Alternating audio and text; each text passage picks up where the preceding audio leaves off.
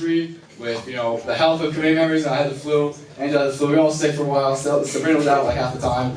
We had complications with Brian getting trapped in Brazil. We had, all kinds of stuff. We had the play, we had all this stuff, and we were squeezing in as many shows as we can. And the guiding figure that really just is the only reason that stuff can't happen, we can adapt so well, is Mr. Polanco. So I just gotta thank this man for everything. He turned me from this, shy little kid to someone, a real kind of veteran of the stage, and someone who did things that, 4 years ago or even a couple years ago would never even imagine to be here. So he's a mentor, he's a friend, he's a teacher, he's everything you'd ever want, a club advisor, and more. So Polanco, thank you.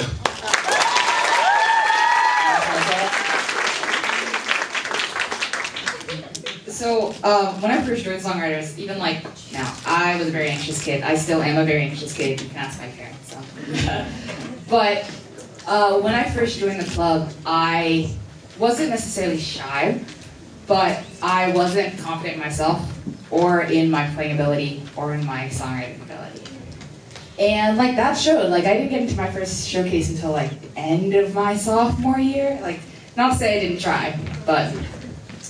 And something that strikes me is the first real conversation I ever had with Mr. Polanco was on a field trip when we went to go see Hadestown my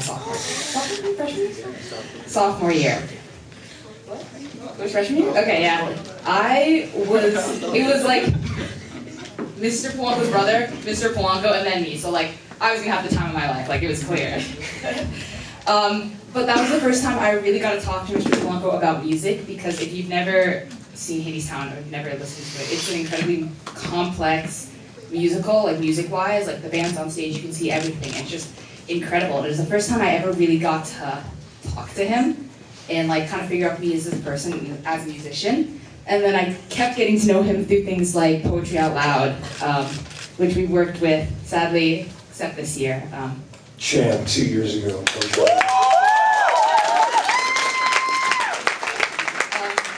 And I didn't realize it at first, but Mr. Polanco was working to slowly build up my confidence so I could be able to perform on stage. And I'm forever gonna be grateful for that. I'm forever gonna be grateful to you, Mr. Polanco. I'm actually gonna study audio production in school, so hopefully that'll work out. And part of the reason is because of this club, because of the people around it, because of Mr. Polanco.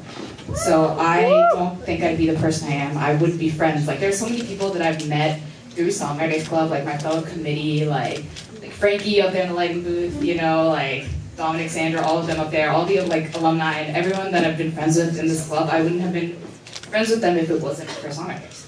And I just think you created such a great community over the past 26 years. And I hope the club keeps going even after you retire. So thank you, Mr. Polanco.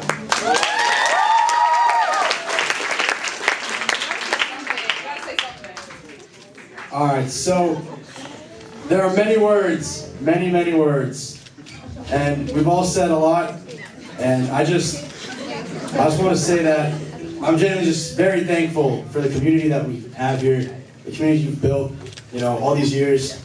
Showed up 26 years ago, right? You're asking, we need a Songwriters Club, You build that, there's a lot of people that their lives have just been changed by this club. They've been touched by this club in good ways, and just they've grown as people, they've learned how to grow and develop as people, musicians, socially, musically, and without you, who knows where we'd be right now, It's crazy to think about. We owe you a lot, man. You're great, man. We appreciate this leadership and you being our club advisor, and it means a lot. We have a documentary out that's on festivals now, and I wanted to mention that Brian has a very poignant scene in the documentary that is very moving.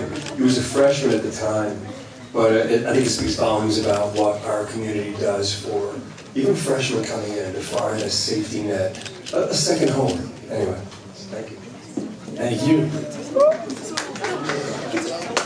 It is really hard to top what they just said. I joined this club, when was it, sophomore year? No, freshman. No, it was supposed to be freshman year. Nick dragged me to one of the meetings, and he wanted me to play a song, and what was it? What song was it? Oh yeah, it was a Deftones song, and then I kind of like ditched him, and I didn't really want to do it. Piece, dude. I didn't learn the piece. I showed up to practice, I didn't know the song. And then, you know, like sophomore year, I think a lot of it was just like seeing Mr. Polanco in the hallways and stuff, and kind of just like talking to him every now and then, and he was like, you should really come back. We spoke a lot about wrestling. Yeah, so like outside of like Songwriters, he's just a teacher that I could always like talk to, you know, about my sport or whatever. He's always been really patient about that. This year I ditched a lot of meetings because of my sport. Didn't work out. But this place was always here. Even when sports didn't work out, I always had a place to come to. I always had my friends here. I met some of my best friends here, Nick, Brian, and I got a lot closer to them, which I'm really thankful for. And Mr. Polanco has really helped guide that, and he's like the reason that just a lot of things in my life happened. Positive, negative, it all shaped me into who I am today. So thank you, Mr. Polanco.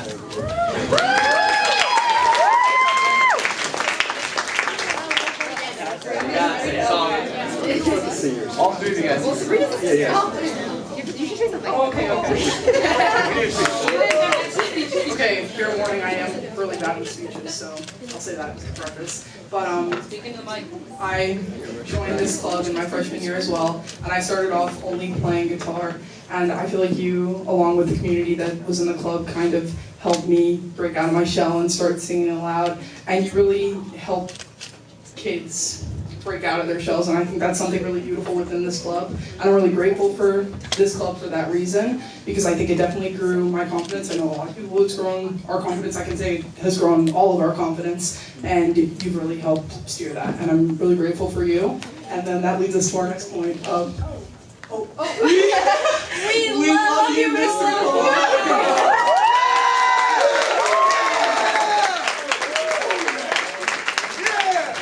So how much we love this man, we got him a little gift. Brian, take it out. Damn!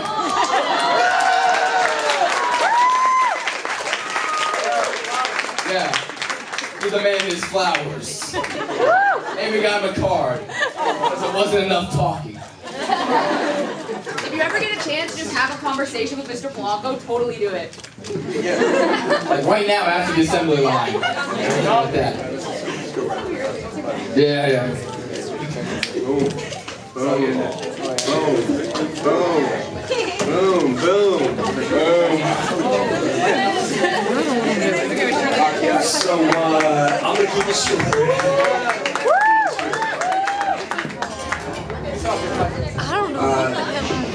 Hey, they said 26 years of Songwriters, right? I'm a teacher of 36 years. For 10 years in the South Bronx. I tried a Songwriters Club. There just wasn't enough funding, and kids had to work. Kids were working after school.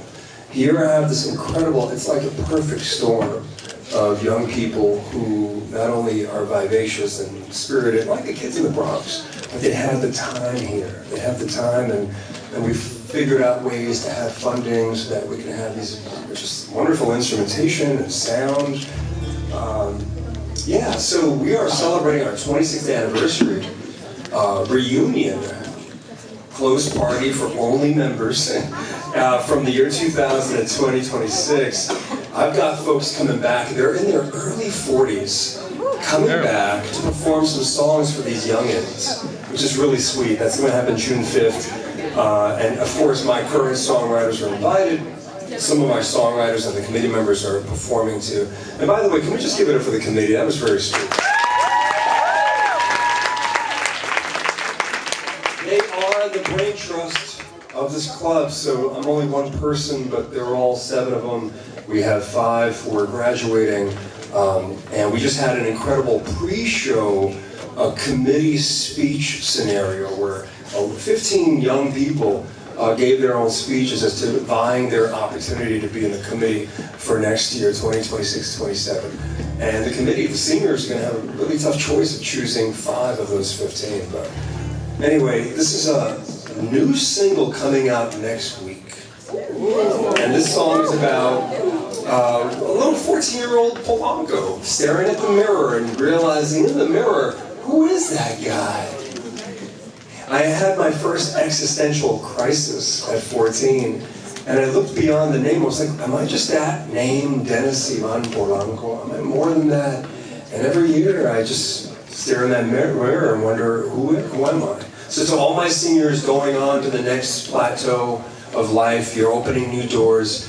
It's about opportunities, and opportunities will allow you to flourish further. This is What's Your Name?